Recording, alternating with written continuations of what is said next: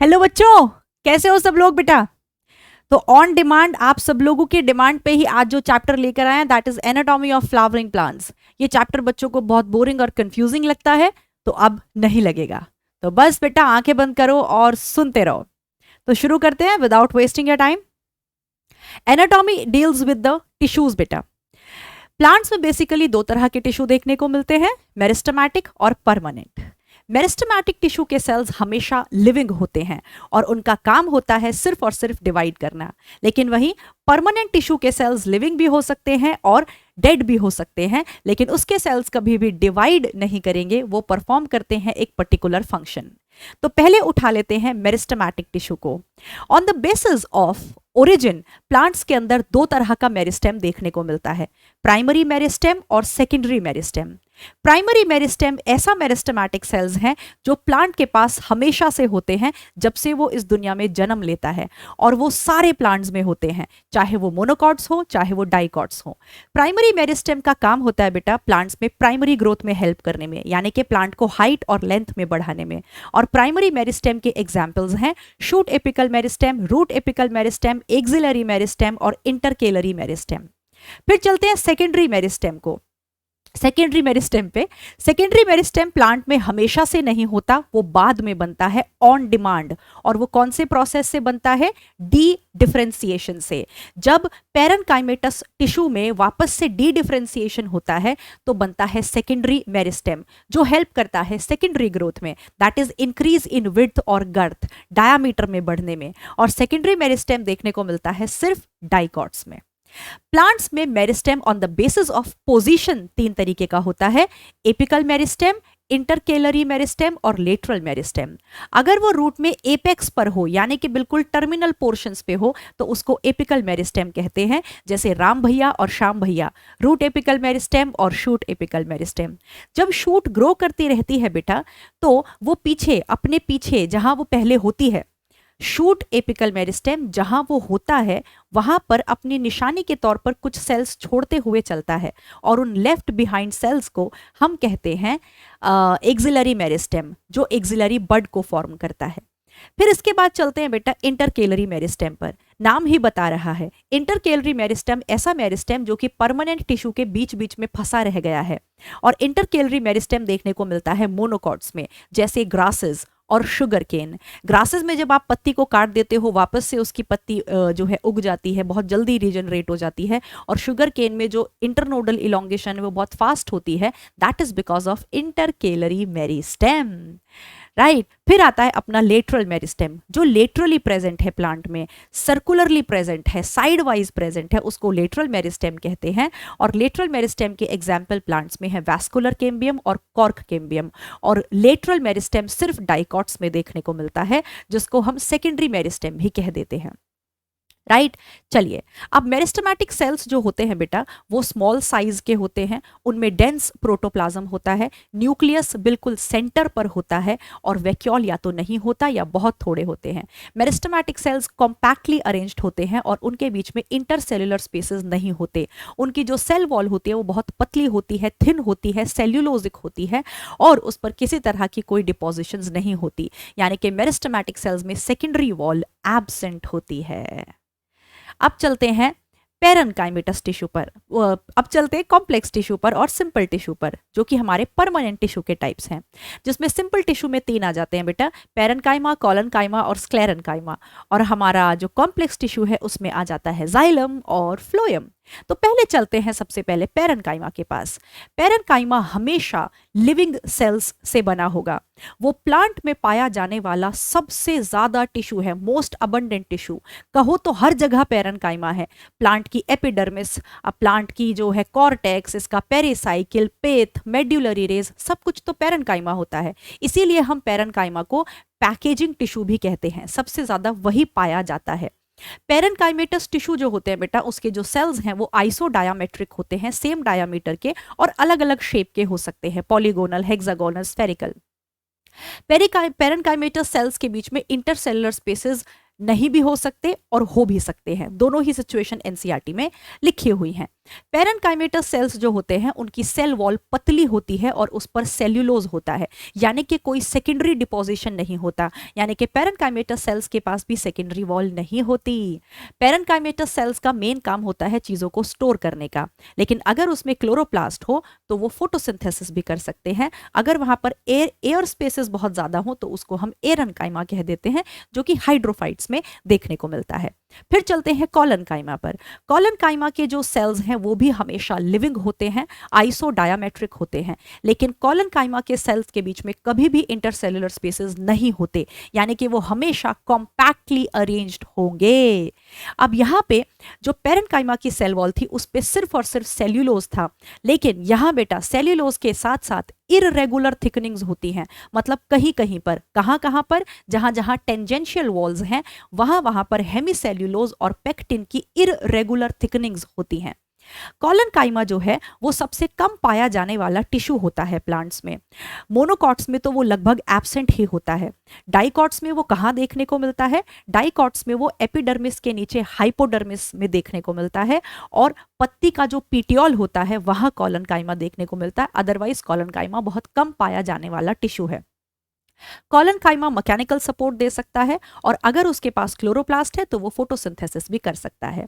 फिर चलते हैं स्क्लेरेनकाइमा। स्क्लेरेनकाइमा के जो सेल्स होते हैं वो मैच्योरिटी पे डेड हो जाते हैं, यानी कि जब स्क्लेरेनकाइमा टिश्यू के जो सेल्स हैं बेटा, जब वो मैच्योर हो रहे होते हैं तो उनके अंदर का प्रोटोप्लास्ट गायब हो जाता है, लूज हो जाता है, यानी कि प्लाज्मा मेम्ब्रेन, साइटोप्लाज्म कुछ नहीं होता, वो अंदर से हो जाते हैं एकदम खोखले, यानी कि अंदर रह जाता है खाली स्पेस। फिर क्या होता है, जो उनकी सेल वॉल होती है उसमें अंदर की तरफ भारी मात्रा में लिग्निन जमा होना शुरू हो जाता है, और लिग्निन के जमा होने के चलते उनका जो ल्यूमन है वो क्रश होने लगता है, यानी कि जो खाली जगह है वो कम होने लगती है। इसको बोलते हैं ऑब्लिटरेशन ऑफ ल्यूमन। यानी कि आप ये कह सकते हो कि जो स्क्लेरेनकाइमेटस सेल्स हैं वो डेड हैं, मरे हुए हैं, उनमें प्रोटोप्लास्ट नहीं होता, और उनकी जो वॉल होती है वो बहुत मोटी होती है, और उसमें भारी मात्रा में लिग्निन का डिपोजिशन होता है। स्क्लेरेनकाइमा के सेल्स को हम on the basis of origin, development and structure, उनका ओरिजिन क्या है, उनका डेवलपमेंट कैसा हो रहा है, और उनका स्ट्रक्चर कैसा है, स्क्लेरेनकाइमा को हम दो भागों में बांटते हैं, फाइबर्स और स्क्लेरिड्स। अगर वो लंबी शेप के हैं, टेपर्ड शेप के हैं तो वो फाइबर्स कहलाते हैं, लेकिन अगर वो गोलाई में है, स्फेरिकल शेप के हैं तो वो स्क्लेरिड्स कहलाते हैं। जो यह फाइबर्स जो हमारे हम बात कर रहे हैं स्क्लेरेनकाइमेटस फाइबर्स की, ये देखने को मिलते हैं जाइलम में और फ्लोएम में, जिनको हम अक्सर जानते हैं जाइलम फाइबर्स और फ्लोएम फाइबर्स के नाम से। स्क्लेरिड्स जो होते हैं बेटा वो स्फेरिकल शेप के हैं, और वो कहाँ देखने को मिलते हैं? 4 केसेस एनसीईआरटी में गिवन है, इंपॉर्टेंट है। वो देखने को मिलते हैं नट्स की फ्रूट वॉल में, जैसे आपका अखरोट हो गया, सख्त होती है उसकी फ्रूट वॉल, उसकी फ्रूट वॉल हार्ड होती है क्योंकि उसमें स्क्लेरिड्स होते हैं। कुछ ऐसे फ्रूट्स होते हैं जिनके फ्रूट पल्प में स्क्लेरिड्स देखने को मिलते हैं, जैसे गुआवा, चीकू और आपका नाशपाती। चीकू को सपोटा कहते हैं। फिर चाय की पत्तियों में, टी की लीव्स में स्क्लेरिड्स देखने को मिलते हैं, और फिर स्क्लेरिड्स आपके देखने को मिलते हैं बेटा जो ये पी होता है इसके सीड कोट में। जितने भी आपके लेग्यूमिनस प्लांट्स हैं उनके सीड कोट में देखने को मिलते हैं स्क्लेरिड्स। फिर चलते हैं कॉम्प्लेक्स टिश्यू पर, जिसमें पहले हम उठाते हैं जाइलम को। जाइलम का काम आप सब लोग जानते हो, वाटर कंडक्शन का, मिनरल कंडक्शन का और कुछ हार्मोन्स के कंडक्शन का काम भी करता है जाइलम। जाइलम 2 तरह का होता है, प्राइमरी और सेकेंडरी। प्राइमरी जाइलम जो प्राइमरी ग्रोथ के दौरान बनेगा, जो मोनोकॉट्स और डाइकॉट्स दोनों में होगा, लेकिन सेकेंडरी जाइलम जो सिर्फ डाइकॉट्स में बनेगा और सेकेंडरी ग्रोथ के दौरान बनेगा। अब जो प्राइमरी जाइलम होता है उसको भी बेटा हम 2 भागों में बांटकर पढ़ते हैं, दैट इज प्रोटोजाइलम और मेटाजाइलम। प्राइमरी जाइलम में भी सबसे पहले बनने वाला जाइलम प्रोटोजाइलम है, और बाद में जो बनेगा वो मेटाजाइलम है। अब प्रोटोजाइलम की पोजीशन क्या होगी उसके बेसिस पर हम 2 कंडीशंस को डिफाइन करते हैं, एंडार्च और एक्सार्च। अगर प्रोटोजाइलम बाहर की तरफ होता है तो उसको एक्सार्च कंडीशन कहते हैं, जो रूट्स में देखने को मिलती है। डायरेक्ट क्वेश्चन आ सकता है, इंपॉर्टेंट है। लेकिन अगर प्रोटोजाइलम सेंटर की तरफ होता है तो उसको एंडार्च कंडीशन कहते हैं, जो कि हमें स्टेम में देखने को मिलती है। अब जाइलम के हम जानते हैं बेटा कितने कंपोनेंट्स होते हैं? 4, that is tracheids, vessels, fibres और पैरेन्काइमा, जिसमें से जिंदा लिविंग सिर्फ पैरेन्काइमा है, बाकी के 3 डेड कंपोनेंट्स हैं, मरे हुए कंपोनेंट्स हैं। इसीलिए हम कहते हैं कि जाइलम अक्सर एक डेड टिश्यू होता है। एक एक करके सबको उठाते हैं। पहले उठा लेते हैं ट्रैकीड को। ट्रैकीड जो होता है बेटा अंदर से खोखला होता है, डेड होता है, और उसमें भी भारी मात्रा में उसकी जो वॉल है उस पर लिग्निन जमी हुई होती है। और जो ट्रैकीड्स होते हैं, बहुत इंपॉर्टेंट पॉइंट है, वो यूनिसेल्युलर स्ट्रक्चर होते हैं। एक ट्रैकीड एक सेल होता है। जो ट्रैकीड्स होते हैं वो सारे वैस्कुलर प्लांट्स में देखने को मिलते हैं, टेरिडोफाइट्स, जिम्नोस्पर्म्स और एंजियोस्पर्म्स। वहीं पर जो वेसल्स हैं बेटा वो मल्टी सेल्युलर स्ट्रक्चर्स हैं, यानी कि एक वेसल ट्यूब जो है वो बहुत सारे सेल्स से मिलकर बनी होगी, जिनको हम वेसल मेंबर्स कहते हैं। और जो ये वेसल होता है ये भी अंदर से खोखला होता है, यानी कि इसके पास भी प्रोटोप्लास्ट नहीं होता, और इसकी वॉल पर भी भारी मात्रा में लिग्निन जमा हुआ होता है, यानी कि लिग्निफाइड वॉल होती है। वेसल्स की खास बात यह है कि ये सारे वैस्कुलर प्लांट्स में देखने को नहीं मिलता, ये सिर्फ एंजियोस्पर्म्स का कैरेक्टरिस्टिक फीचर होता है। एक्सेप्शंस की बात हम यहां नहीं कर रहे हैं। चलिए, फिर इसके बाद वेसल के बाद हम चलते हैं बेटा जाइलम के फाइबर्स पर। ऑब्वियसली जाइलम फाइबर्स भी डेड हैं क्योंकि वो स्क्लेरेनकाइमेटस फाइबर्स हैं और उनका काम होता है मैकेनिकल सपोर्ट देना। एनसीईआरटी कह रही है वो सेप्टेट भी हो सकते हैं और एसेप्टेट भी हो सकते हैं, मतलब उनमें बीच में सेप्टा हो भी सकता है और नहीं भी हो सकता। फिर चलते हैं जाइलम पैरेन्काइमा पे। ये सिर्फ और सिर्फ लिविंग कॉम्पोनेंट है जाइलम का, वरना बाकी के तीनों कॉम्पोनेंट डेड हैं। ऑब्वियसली अगर पैरेन्काइमा की बात कर रहे हैं तो जाइलम पैरेन्काइमा के सेल्स लिविंग होंगे, थिन वॉल्ड होंगे, राइट। और जाइलम पैरेन्काइमा के सेल्स का काम क्या होता है बेटा? चीजों को स्टोर करने का। लेकिन अगर वो रेडियल डायरेक्शन में प्रेजेंट है तो वो रेडियल कंडक्शन में भी हेल्प करता है। ओके, अब चलते हैं बेटा फ्लोएम पर। फ्लोएम भी 2 तरीके का होता है। काम आप जानते हो, फूड कंडक्शन में हेल्प करता है and it is also helpful in conduction of some sugars and amino acids और हॉर्मोन्स। फ्लोएम भी 2 तरह का होता है, प्राइमरी फ्लोएम और secondary phloem. Primary phloem monocots dicots दोनों में मिलेगा, सेकेंडरी फ्लोएम सिर्फ डाइकॉट्स में मिलेगा। प्राइमरी फ्लोएम भी 2 तरह का होता है, प्रोटोफ्लोएम और मेटाफ्लोएम। लेकिन हम यहाँ पे प्रोटोफ्लोएम के बेसिस पे कोई कंडीशन को एक्सप्लेन नहीं करते, जैसा कि हम प्रोटोजाइलम के बेसिस पर करते थे। फ्लोएम के भी 4 कंपोनेंट्स होते हैं, companion cell, sieve tube, parenchyma और फाइबर। फ्लोएम जाइलम का जस्ट ऑपोजिट है। जाइलम में 3 कंपोनेंट्स डेड थे, 1 लिविंग था, लेकिन फ्लोएम में 3 लिविंग है, 1 डेड है, यानी कि फ्लोएम जो है मेजरली एक लिविंग टिश्यू है। तो सबसे पहले हम उठा लेते हैं सीव ट्यूब को। सीव ट्यूब सबसे पहले आपको ध्यान रखना है बेटा, एक मल्टी सेल्युलर स्ट्रक्चर है जो कि बहुत सारे सेल्स से मिलकर बनता है, जिनको हम सीव सेल्स, ये सीव मेंबर्स कह देते हैं। ओके, चलिए, फिर ये बहुत सारे सीव सेल्स एक दूसरे के ऊपर अलाइन होकर पूरी एक ट्यूब फॉर्म करते हैं, जिसको हम सीव ट्यूब कहते हैं। लेकिन ध्यान यहाँ ये रखना है कि सीव ट्यूब अंदर से खोखली नहीं होती, वो लिविंग है, उसके अंदर सब कुछ है, साइटोप्लाज्म, सेल मेम्ब्रेन, एवरीथिंग। लेकिन बस एक चीज ध्यान रखनी है कि सीव ट्यूब मैच्योर होने पर अपने न्यूक्लियस को खो देता है। सीव ट्यूब, एनसीईआरटी कहती है कि सीव ट्यूब के अंदर जो साइटोप्लाज्म होता है वो साइड्स में होता है, पेरिफेरल होता है, और सेंटर पर होता है एक बड़ा सा वैक्यूल, और न्यूक्लियस उसके पास नहीं होता, यानी कि वो नॉन न्यूक्लिएटेड या ई न्यूक्लिएटेड स्ट्रक्चर होता है। सीव ट्यूब सिर्फ एंजियोस्पर्म्स में देखने को मिलता है। टेरिडोफाइट्स और जिम्नोस्पर्म्स में सीव ट्यूब की बजाय सीव सेल होते हैं, जो कि यूनिसेलुलर स्ट्रक्चर होते हैं और उनके पास न्यूक्लियस होता है। फिर सीव ट्यूब से जुड़े हुए पाए जाते हैं कंपेनियन सेल। कंपेनियन सेल भी सिर्फ और सिर्फ कहां देखने को मिलते हैं? एंजियोस्पर्म्स में। जिम्नोस्पर्म्स में कंपेनियन सेल की जगह एल्ब्यूमिनस सेल्स देखने को मिलते हैं। कंपेनियन सेल की खास बात यह है कि कंपेनियन सेल पैरेन्काइमेटस होते हैं और उनके पास खुद का न्यूक्लियस होता है। कंपेनियन सेल का काम होता है सीव ट्यूब में प्रोटॉन ग्रेडियंट मेंटेन करना, प्रोटॉन ग्रेडियंट नहीं, प्रेशर ग्रेडियंट मेंटेन करना, राइट। 2 पॉइंट्स के बीच में प्रेशर ग्रेडियंट को मेंटेन करना, ताकि मास फ्लो से खाना सीव ट्यूब के अंदर फ्लो कर सके। ये बहुत इंपॉर्टेंट पॉइंट बनता है बेटा। कंपेनियन सेल पैरेन्काइमेटस होते हैं, काम क्या होता है? सीव ट्यूब में प्रेशर ग्रेडियंट मेंटेन करना। कंपेनियन सेल सीव ट्यूब से कैसे जुड़े रहते हैं? कंपेनियन सेल, एनसीईआरटी कहती है कंपेनियन सेल सीव ट्यूब से जुड़े रहते हैं with the help of pit fields, right, along their longitudinal wall. उनकी जो लॉन्गिट्यूडनल वॉल्स होती हैं उसके अक्रॉस जो पिट फील्ड्स होते हैं उसकी हेल्प से वो उनसे कनेक्टेड रहते हैं। कंपेनियन सेल्स भी सिर्फ कहां देखने को मिलते हैं? एंजियोस्पर्म्स में। चलिए, फिर इसके बाद हम चलते हैं बेटा टुवर्ड्स पैरेन्काइमा। बहुत इंपॉर्टेंट पॉइंट, ध्यान से सुनना।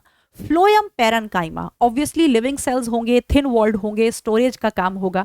ध्यान रखने वाली बात यह है कि फ्लोएम पैरेन्काइमा मोनोकॉट्स में नहीं होता है, भूलना नहीं है, फ्लोएम पैरेन्काइमा मोनोकॉट्स में नहीं होता है। फिर चलते हैं फ्लोएम फाइबर्स पर। ऑब्वियसली डेड होंगे, स्क्लेरेन्काइमेटस होंगे, उनको दूसरे शब्दों में हम बास्ट फाइबर्स या सेकेंडरी फ्लोएम फाइबर्स भी कहते हैं। बहुत इंपॉर्टेंट है, सेकेंडरी फ्लोएम फाइबर्स, यानी कि प्राइमरी फ्लोएम में फ्लोएम फाइबर्स होते ही नहीं है बेटा। फ्लोएम फाइबर्स सिर्फ और सिर्फ सेकेंडरी फ्लोएम में होते हैं, इसीलिए ऑब्वियसली सेकेंडरी फ्लोएम मोनोकॉट्स में नहीं होता, तो मोनोकॉट्स में फ्लोएम फाइबर्स भी नहीं होंगे। तो मोनोकॉट्स में ना तो फ्लोएम पैरेन्काइमा होगा और ना ही फ्लोएम फाइबर्स होंगे। और अगर आपसे कोई पूछे कि फ्लोएम फाइबर्स का ओरिजिन क्या होता है तो आप जवाब दोगे सेकेंडरी। तो ये तो हो गए टिश्यूज। अब टिश्यू मिलकर बनाते हैं टिश्यू सिस्टम। प्लांट्स में 3 तरह के टिश्यू सिस्टम होते हैं, epidermal tissue system, ground tissue system और वैस्कुलर टिश्यू सिस्टम। सबसे पहले चलते हैं एपिडर्मल टिश्यू सिस्टम पर, जिसमें आती है एपिडर्मिस, एपिडर्मल स्ट्रक्चर्स और बाकी की चीजें जो एपिडर्मिस में प्रेजेंट हैं। सबसे पहले बात करते हैं एपिडर्मिस की। एपिडर्मिस एक सिंगल लेयर होती है, अक्सर वो सिंगल लेयर में प्रेजेंट होती है, पैरेन्काइमा की बनी हुई होती है और एपिडर्मिस में इंटरसेलुलर स्पेसेस नहीं होते। और एनसीईआरटी कहती है कि जो एपिडर्मल सेल्स हैं उनमें साइटोप्लाज्म पेरिफेरल होता है, मतलब साइटोप्लाज्म साइड्स में होता है और सेंटर पर होता है एक बड़ा सा वैक्यूल। एपिडर्मिस पर बेटा अगर हम लीफ एपिडर्मिस और स्टेम एपिडर्मिस की बात करते हैं तो उसके ऊपर एक वैक्सी कवरिंग देखने को मिलती है जिसको बोलते हैं क्यूटिकल। रूट की एपिडर्मिस को हम दूसरे शब्दों में राइजोडर्मिस भी कह देते हैं, लेकिन वहां पर क्यूटिकल देखने को नहीं मिलती है। फिर एपिडर्मिस में देखने को मिलता है स्टोमेटल अपैरेटस, जिसमें सेंटर पर होता है स्टोमा यानी कि अपर्चर, उसके चारों तरफ होते हैं गार्ड सेल्स। गार्ड सेल्स बहुत इंपॉर्टेंट है क्योंकि वही ओपनिंग और क्लोजिंग ऑफ स्टोमेटा को कंट्रोल करते हैं। इस पे सवाल क्या आता है, ध्यान से सुनिएगा। गार्ड सेल की जो अंदर वाली वॉल होती है, जो अपर्चर की तरफ वाली जो वॉल होती है, वो मोटी होती है और इलास्टिक होती है, मोटी होती है और इलास्टिक होती है, और बाहर वाली जो वॉल होती है वो पतली होती है।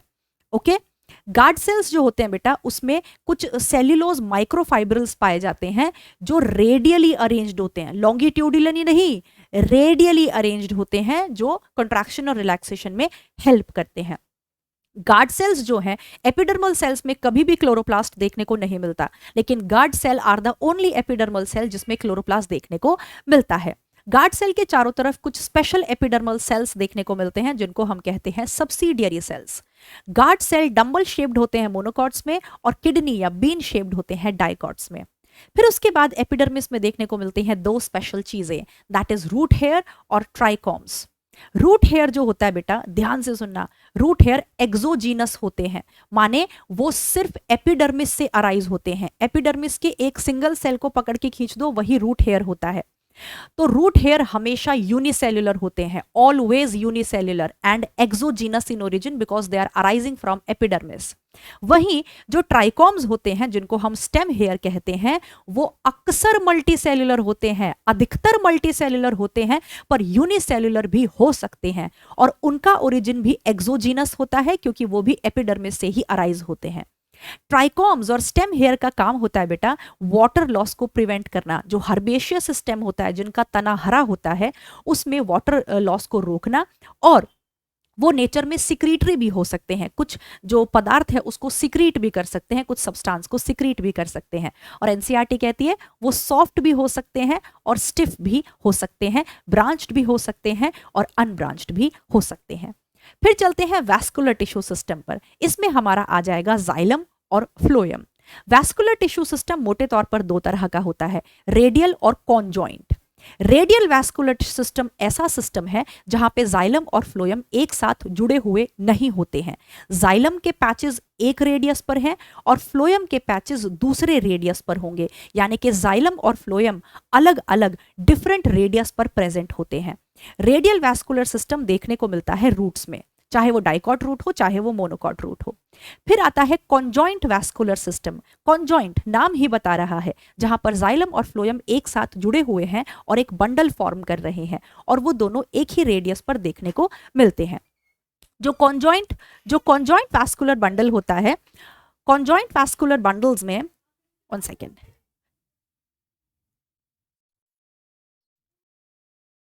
सॉरी बेटा, बीच में मेरी बेटी आ गई थी। चलिए, हाँ जी, तो हम बात कर रहे थे बेटा कॉन्जॉइंट। जाइलम और फ्लोएम आपस में जुड़े हुए हैं और एक ही रेडियस पर प्रेजेंट है। कॉन्जॉइंट वैस्कुलर बंडल्स आपको देखने को मिलते हैं कहाँ? स्टेम में और लीफ में। अब कॉन्जॉइंट में भी बेटा एक और कंडीशन को हम एक्सप्लेन करते हैं, that is collateral condition. Collateral condition का मतलब होता है कि जब दोनों जुड़े हुए हैं, कॉन्जॉइंट कंडीशन में है, तो जाइलम हमेशा सेंटर की तरफ होगा और फ्लोएम हमेशा बाहर की तरफ होगा।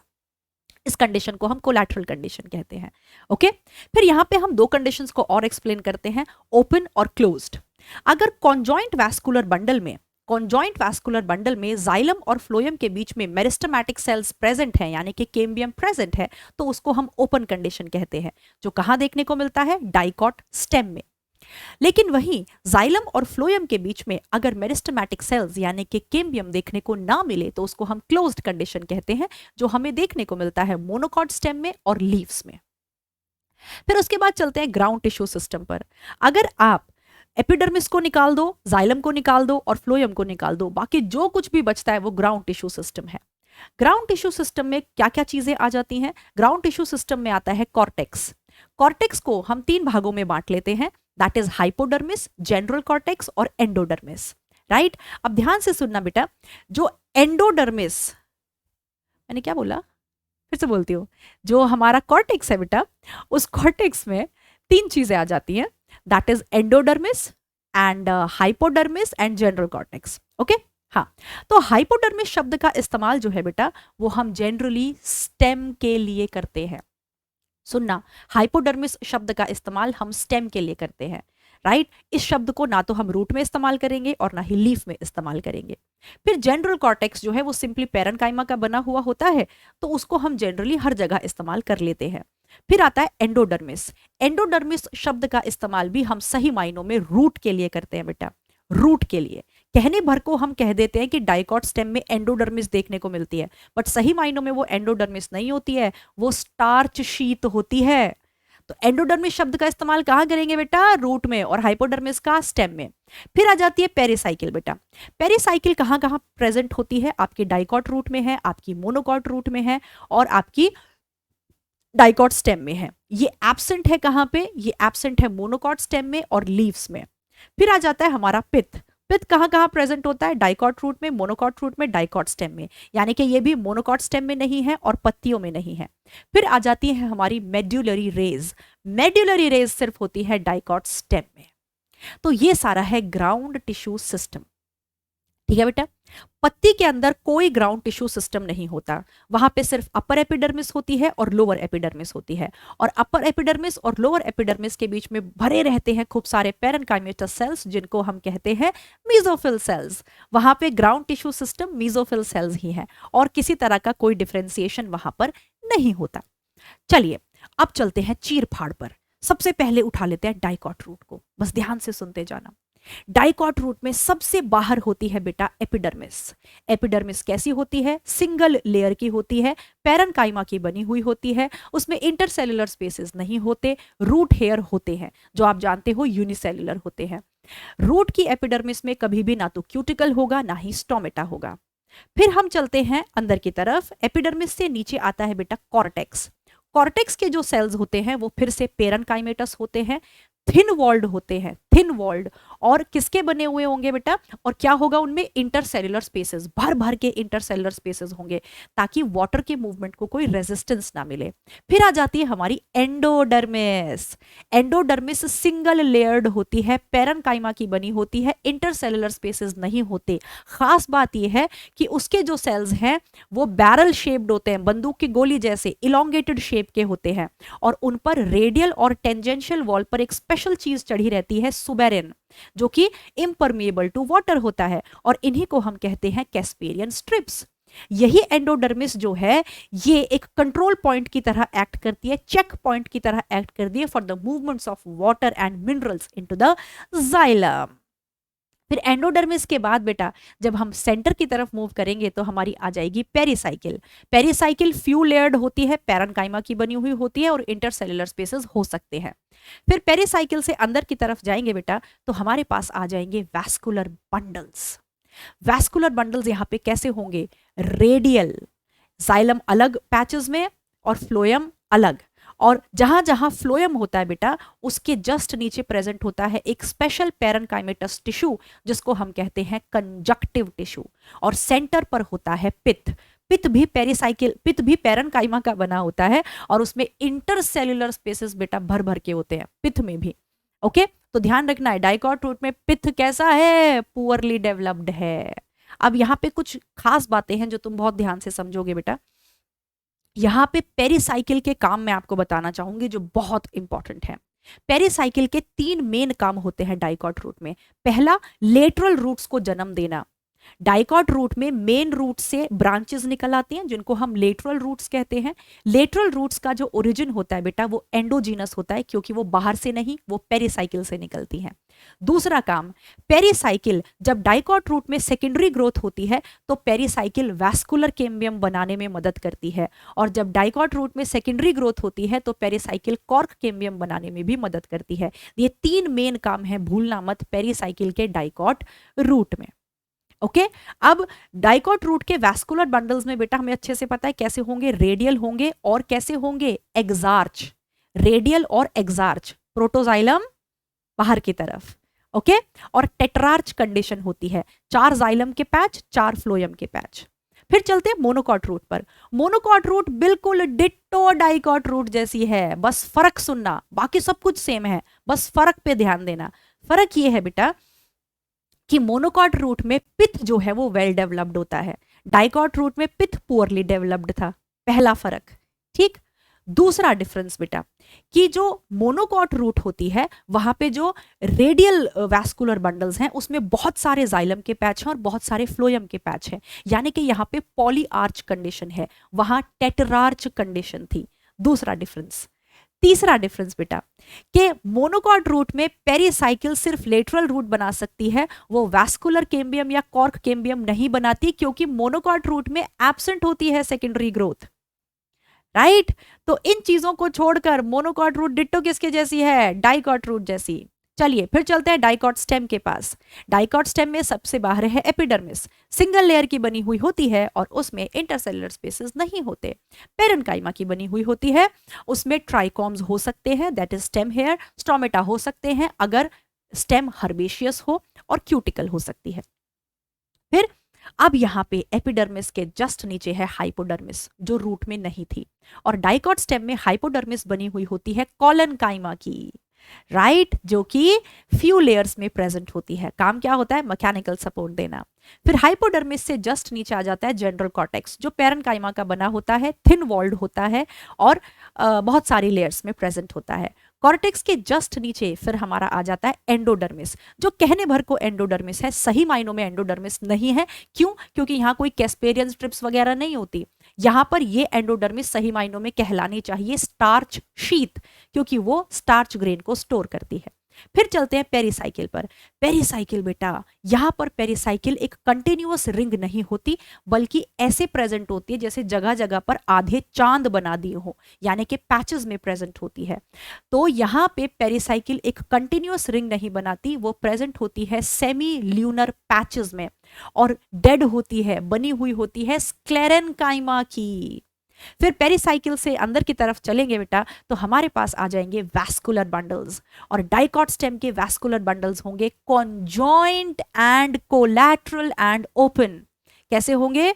Conjoint, collateral, open.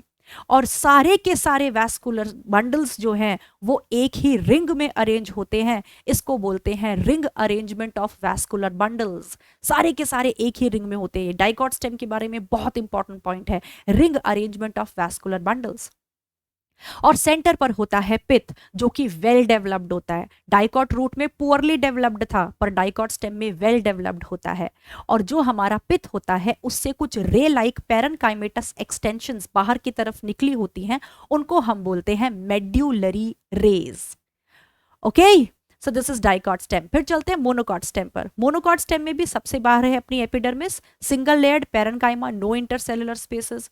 फिर उसके नीचे आ जाती है हाइपोडर्मिस। यहां पर हाइपोडर्मिस बनी हुई होती है स्क्लेरेन्काइमा की, डाइकॉट स्टेम में थी कॉलनकाइमा की। और उसके नीचे पूरा का पूरा सब कुछ ग्राउंड टिश्यू है, वो फर्दर डिफरेंशिएटेड नहीं है। माने के कॉर्टेक्स, पेरिसाइकिल, एंडोडर्मिस, पिथ, मेड्यूलरी रेज, इन सारे शब्दों का इस्तेमाल मोनोकॉट स्टेम में नहीं होगा। हम कहेंगे सिर्फ एपिडर्मिस है, उसके नीचे हाइपोडर्मिस है और उसके नीचे पूरा पेरेन्काइमा है, पूरा ग्राउंड टिश्यू है जो डिफरेंशिएटेड नहीं है। इस ग्राउंड टिश्यू में वैस्कुलर बंडल्स पूरे में फैले रहते हैं, पूरे में। इसीलिए हम कहते हैं कि मोनोकॉट स्टेम में वैस्कुलर बंडल्स स्कैटर्ड होते हैं। बाहर की तरफ वाले वैस्कुलर बंडल्स साइज में छोटे होते हैं और नंबर में ज्यादा होते हैं। सेंटर की तरफ वैस्कुलर बंडल्स साइज में बड़े होते हैं, नंबर में कम होते हैं। यहां वैस्कुलर बंडल्स कैसे होंगे? Conjoint, collateral and closed. Vascular bundles के बारे में एक और खास बात है जो सिर्फ यहां है। वैस्कुलर बंडल के चारों तरफ एक शीथ देखने को मिलती है जो स्क्लेरेन्काइमा की बनी होती है, उसको बोलते हैं बंडल शीथ। और जहां जहां वैस्कुलर बंडल्स होते हैं वहां वहां होती हैं वाटर कैविटीज। फिर चलते हैं बेटा पत्ती के पास। पहले कॉमन बातें देखेंगे पत्ती के बारे में, फिर डाइकॉट और मोनोकॉट पत्ती को डिफरेंशिएट करेंगे। पत्ती के बारे में कॉमन बात यह है बेटा कि पत्ती के पास सिर्फ अपर एपिडर्मिस है और लोअर एपिडर्मिस है। अपर एपिडर्मिस को हम अडेक्शियल सरफेस कहते हैं, डी फॉर डॉग, अडेक्शियल, और लोअर एपिडर्मिस को हम अबेक्शियल सरफेस कहते हैं, राइट। और उसके बीच पे सिर्फ भरा हुआ है mesophyll cells, that is parenchymatous cells. यहाँ पे ग्राउंड टिश्यू सिस्टम का कोई डिफरेंशिएशन नहीं है। यानी कि यहाँ पर आप कॉर्टेक्स, हाइपोडर्मिस, एंडोडर्मिस, पेरिसाइकल, पिथ, इन सब सारे शब्दों का इस्तेमाल नहीं करोगे। ठीक, अब आप जानते हो बेटा कि पत्ती के ऊपर फैली होती हैं वेन्स। जहां जहां वेन्स होती हैं वहां वहां वैस्कुलर बंडल्स होते हैं। और वैस्कुलर बंडल का जो साइज है वो वेन के साइज के ऊपर निर्भर करता है। वेन का साइज जितना ज्यादा, वैस्कुलर बंडल का साइज भी उतना ज्यादा। इसीलिए जो मिडरिब होती है, जो सेंट्रल वेन होती है, उस पर बैठे वैस्कुलर बंडल सबसे बड़े होते हैं, लार्जेस्ट होते हैं, राइट। अगर हम पत्ती की बात करें बेटा तो जाइलम जो होता है वो हमेशा अपर एपिडर्मिस की तरफ होता है और फ्लोएम जो होता है वो हमेशा लोअर एपिडर्मिस की तरफ होता है। पत्ती में हमेशा वैस्कुलर बंडल के चारों तरफ देखने को मिलती है पेरेन्काइमेटस बंडल शीथ, पेरेन्काइमेटस बंडल शीथ। अब ये तो कॉमन बातें हो गई। अब अलग अलग बातें देखते हैं, differences between monocot leaf and dicot leaf. Monocot leaf को हम दूसरे शब्दों में आइसोबाइलेटरल लीफ भी कहते हैं और डाइकॉट लीफ को हम दूसरे शब्दों में डॉर्सीवेंट्रल लीफ भी कहते हैं। क्यों? मेरे फोन का अलार्म बज गया, 1 सेकेंड।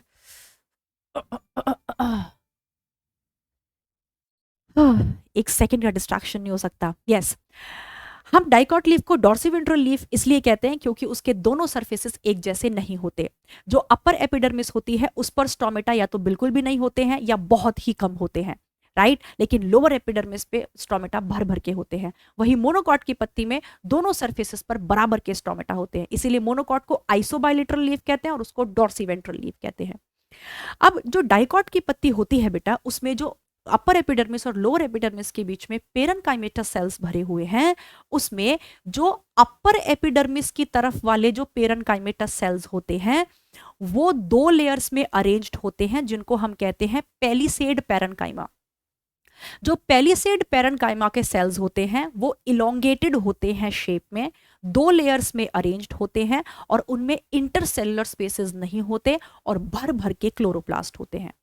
लोअर एपिडर्मिस की तरफ जो मीजोफिल सेल्स होते हैं वो स्फेरिकल शेप के होते हैं और उनमें भर भर के इंटरसेलुलर स्पेसेस होते हैं और वो बहुत सारी लेयर्स में अरेंज्ड होते हैं।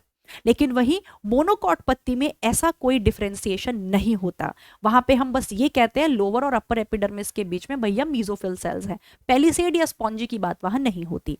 ओके, चलिए फिर बेटा जो आपकी मोनोकॉट पत्ती होती है उस पे पैरेलल वेनेशन देखने को मिलती है, यानी कि सबसे बड़ी बीच की मिडरिब होती है, फिर बाकी की जो वेन्स होती है उनका साइज ऑलमोस्ट एक जैसा सा होता है। इसीलिए मोनोकॉट पत्ती में वैस्कुलर बंडल का साइज भी एक जैसा सा होता है, सिर्फ किसको छोड़कर? वो वैस्कुलर बंडल्स जो कि कहाँ प्रेजेंट है?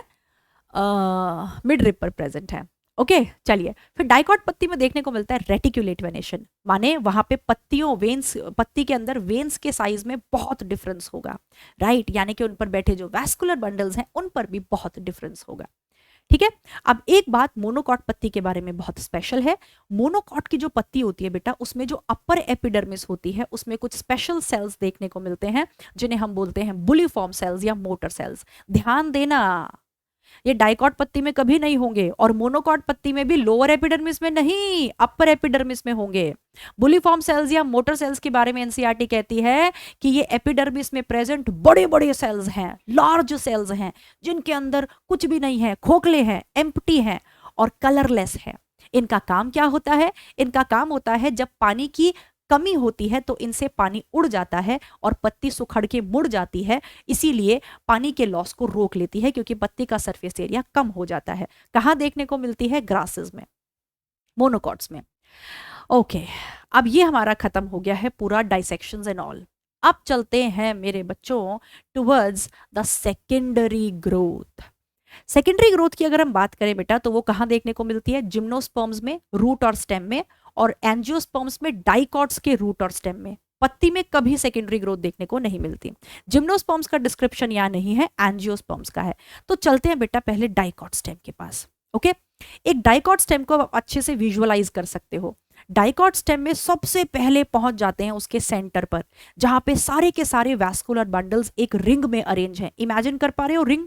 एक रिंग में सारे के सारे वैस्कुलर बंडल अरेंज्ड हैं, और वो जो वैस्कुलर बंडल्स हैं उनके बीच बीच में कुछ मेरिस्टेमेटिक सेल्स पहले से प्रेजेंट थे, जिनको हम केम्बियम कह रहे थे, और इस केम्बियम को हम कहते हैं इंट्राफेसिकुलर केम्बियम। इंट्रा यानी कि वैस्कुलर बंडल के अंदर ही है, वो पहले से है। राइट, अब हमें सेकेंडरी ग्रोथ करानी है, यानी कि हमें पेड़ को चौड़ा करना है। राइट, तो क्या होगा बेटा? जब पेड़ को चौड़ा करने का वक्त आएगा, जब आम का पेड़ लगाते हो पहले वो छोटा सा होता है, फिर वो बड़ा होकर चौड़ा भी होने लगता है, तो क्या होता है कि वैस्कुलर बंडल वाले रीजन में जो हमारी मेड्युलरी रेज थी, जो कहां से निकल रही थी? बीच बीच में से। जो सारे के सारे वैस्कुलर बंडल्स रिंग में अरेंज थे, उनके बीच बीच में से मेड्युलरी रेज निकल के आ रही थी। वो मेड्युलरी रेज में डी डिफरेंशिएशन होता है।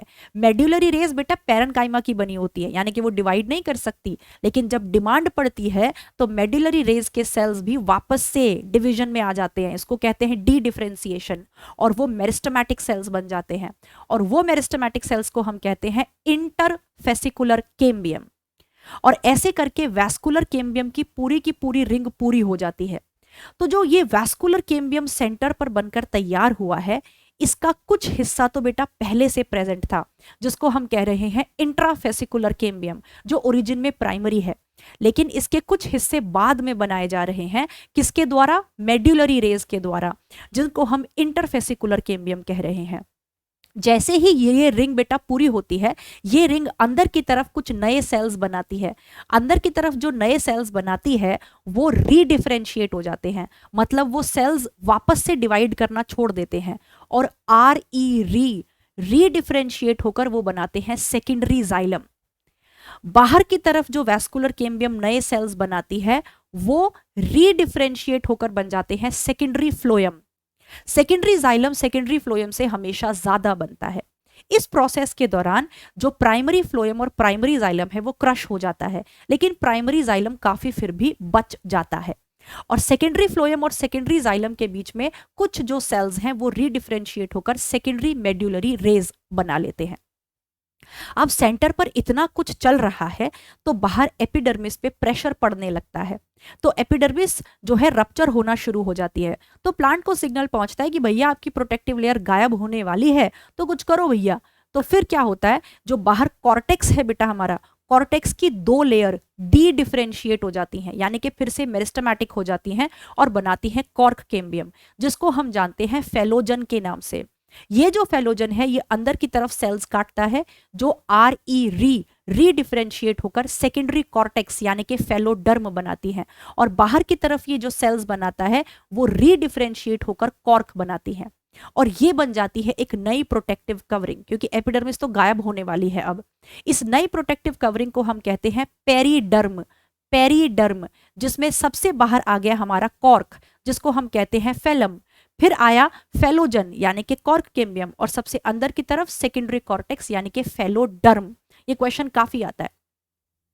अब जो कॉर्क के सेल्स होते हैं बेटा, वो धीरे धीरे जब मैच्योर होते हैं तो वो डेड हो जाते हैं, अंदर से खोखले हो जाते हैं, और उन पर चढ़ जाता है सुबेरिन, यानी कि वो इम्परमिएबल हो जाते हैं। अब ध्यान से सुनना बेटा, कॉर्क केम्बियम जब बाहर की तरफ सेल्स काट रहा था तो बहुत सारे सेल्स जो थे वो तो कॉर्क बन गए, लेकिन बहुत सारे सेल्स ऐसे हैं जो नहीं मरे, वो पेरेन्काइमेटस ही रहे, क्लोजली पैक्ड लिविंग पेरेन्काइमेटस सेल्स, उनको हम कहते हैं कॉम्प्लीमेंट्री सेल्स। ये कॉम्प्लीमेंट्री सेल्स एपिडर्मिस पर काफी प्रेशर लगाते हैं तो एपिडर्मिस में छेद क्रिएट हो जाते हैं, पोर्स क्रिएट हो जाते हैं, जिनको हम लेंस शेप्ड ओपनिंग कहते हैं, और वही होते हैं लेंटिसल्स, ओके। फिर यहाँ पे एक इंपॉर्टेंट टर्म का इस्तेमाल हम करते हैं, दैट इज बार्क। बार्क क्या होता है बेटा? वैस्कुलर कैम्बियम के बाहर जो कुछ भी होता है उसको हम बार्क कहते हैं। और इसमें क्या क्या आता है? इसमें आता है सेकेंडरी फ्लोएम और पूरी की पूरी अपनी periderm, okay. So this is secondary growth in dicot stem. अब देखते हैं secondary growth in dicot root, बिल्कुल डिट्टो डाइकॉट स्टेम जैसी है, बस फर्क ये है कि डाइकॉट रूट में जो वैस्कुलर कैम्बियम होता है बेटा, उसको बनाने के पीछे दो टिश्यू का हाथ होता है, एक है कंजक्टिव टिश्यू और दूसरा है आपका पेरिसाइकिल, ठीक है। फ्लोएम के जस्ट पीछे जो पेरेन्काइमेटस सेल्स प्रेजेंट थे उनको हम क्या कह रहे थे बेटा? कंजक्टिव टिश्यू और पेरिसाइकिल, ठीक है। ये वैस्कुलर कैम्बियम बनाते हैं। तो डाइकॉट रूट में वैस्कुलर कैम्बियम पूरा का पूरा बाद में बनता है, यानी कि कंप्लीटली सेकेंडरी होता है ओरिजिन में। वहीं डाइकॉट स्टेम में बेटा वो पार्टली प्राइमरी था, पार्टली सेकेंडरी था, मतलब उसका कुछ हिस्सा पहले से था इंट्रा वाला और इंटर वाला बाद में बन रहा था। चलो फिर दूसरा डिफरेंस, डाइकॉट स्टेम में कॉर्क कैम्बियम को कॉर्टेक्स ने बनाया था, लेकिन डाइकॉट रूट में कॉर्क कैम्बियम को पेरिसाइकिल बनाती है, बाकी सब कुछ सेम है। चलिए फिर चलते हैं एनुअल रिंग्स पर। एनुअल रिंग्स क्या होती है बेटा?